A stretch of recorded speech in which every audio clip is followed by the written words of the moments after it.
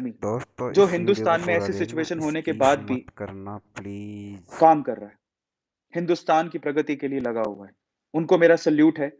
और पता है, एक चीज़ मुझे बड़ा अफ़सोस होता है कि अच्छी चीज़ बहुत धीरे जाती है, बट बुरी चीज़ बहुत तेज़ फैलती है। मैं आप लोगों से आज रिक्वेस्ट करता हूँ कि इस चीज़ को हमें बदलना है।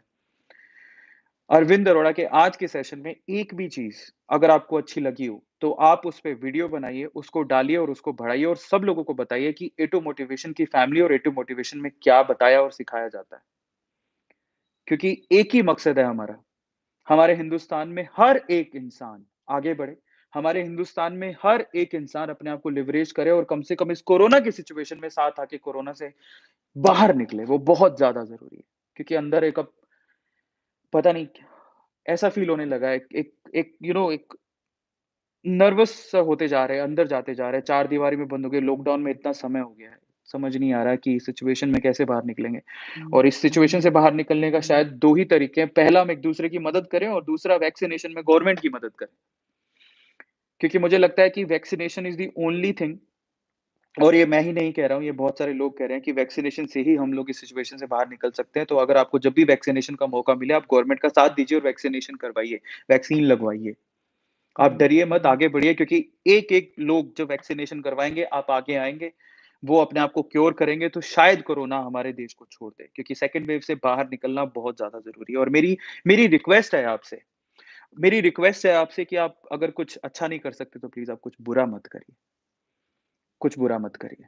और कम से कम ए2 के नाम से तो मत करिए। इंसानियत को मत मरने दीजिए। बस सिर्फ़ इतना कह रहा हूँ कि अगर हम लोग मदद कर रहे हैं, अच्छी बात कर रहे हैं, अच्छी चीज़ के लिए प्रोत्साहित कर रहे हैं और अच्छी चीज़ को ही प्रमोट कर रहे हैं, तो आप बुरी चीज़ को लेके वीडियो मत बनाइए। हम उसे कभी प्रमोट नहीं करेंगे। अगर आप बुरी चीज़ को लेके वीडियो बना रहे हैं, तो आप ए2 फैन पेज मत लिखिए।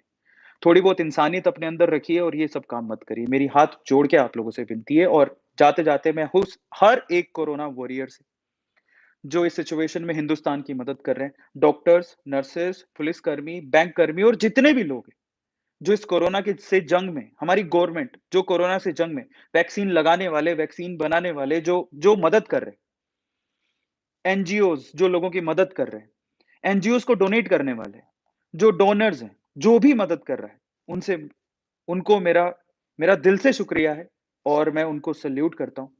शायद आपसे इतना अच्छा होने की ही उम्मीद थी और आप उसमें मदद कर रहे हैं, उसके लिए दिल से शुक्रिया। बस इतना मैं कहना चाहता हूँ। लास्ट में जाते-जाते मैं फिर से कहना चाहता हूँ कि मेरा कोई अस्पताल में है, मुझे मदद चाहिए। मेरा कोई अस्पताल में है, मुझे मदद की ज़रूरत है। खुली हवा में साँस ले रहा था, अपनी ज़िंदगी भरपूर जी रहा था। उसके कमरे में उसी का बेड था, पर एक दिन कोरोना से भिड़ा, अस्पताल पहुँचा, तो उसको बेड ही नहीं मिला। साँसें फूल रही थी, ऑक्सीजन सिलेंडर नहीं मिला। दोष किसको देता? स्थिति ही कुछ ऐसी थी। कोरोना के इस काल में अफरा-तफरी मची थी। मैं ही नहीं था अभावों में जी रहा। देखो पीछे तो देखा पीछे तो और ज़िंदगी बिखरी थी। कोसने की बजाय अब साथ आने की ज़रूरत है। मेरा कोई अस्पताल में है, मुझे मदद की ज़रूरत है। ज़िंदगी बचाने वाले डॉक्टर को भगवान का दर्जा दिया और आज ऐसे हालात में वो भी विवश खड़ा। उसे अफ़सोस है कि ऐसे हालात हैं। बचाना सबको चाहता है, पर कोरोना बदहवास है। घर की बिटिया में घर पे बिटिया को देखे, इतना समय बीत गया, पर इस वक़्त देश को ज़रूरत है, इसलिए दिमाग से सब मिट गया। डॉक्टर भी एक इंसान है, हमें समझने की ज़रूरत है।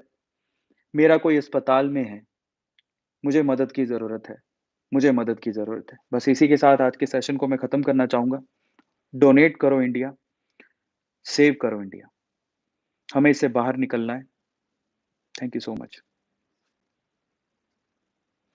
जय हिंद। इस वीडियो में समझते हैं कि कोरोना वायरस किस तरह से हमारे शरीर में अटैक करता है और उससे हमारी मृत्यु कैसे हो जाती है, और वैक्सीन किस तरह से उस कोरोना वायरस को हरा देता है, या कोई व्यक्ति स्वतः कैसे ठीक हो जाता है वैक्सीन से, और वैक्सीन कौन सी सबसे ज़्यादा कारगर होगी, हमें कौन सी वैक्सीन को लगाना चाहिए, इस सब के बारे में हम समझा देते हैं।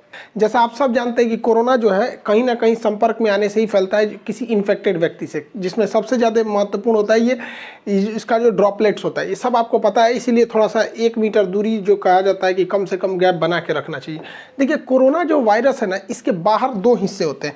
एक इसका जो बाहर इस तरह से निकला हुआ है नुकीला भाग, इसे कहते हैं स्पाइक प्रोटीन। यही सबसे घातक है स्पाइक प्रोटीन। अगर इसका जो स्पाइक प्रोटीन है ये बाहर वाला, अगर इसको तोड़ दिया जाए, इसको टकला कर दिया जाए तो किसी काम का नहीं, फिर कोरोना से कोई नहीं डरेगा, यही भाग जाएगा। और इसके अंदर एक होता है गुच्छा जैसा, ये इसे कहते हैं जेनेटिक मटेरियल। ये करता है, ये हमारी बॉडी में घुसने में मदद कर देता है और ये जेनेटिक मटेरियल जो है ना अपने जैसे नए संतान को उत्पन्न कर देता है। इसलिए अगर एक भी कोरोना वायरस आया तो इसके अंदर का ये जो जेनेटिक मटेरियल है ये उसको 1 से कब 1 लाख बना देगा, कब 1 करोड़ बना देगा, कुछ नहीं पता। तो ये जनरेशन बढ़ाने के लिए होता है, ये स्पाइक प्रोटीन शरीर में एंट्री करने के लिए होता है। ये कोरोना वायरस जो होता है इसका ये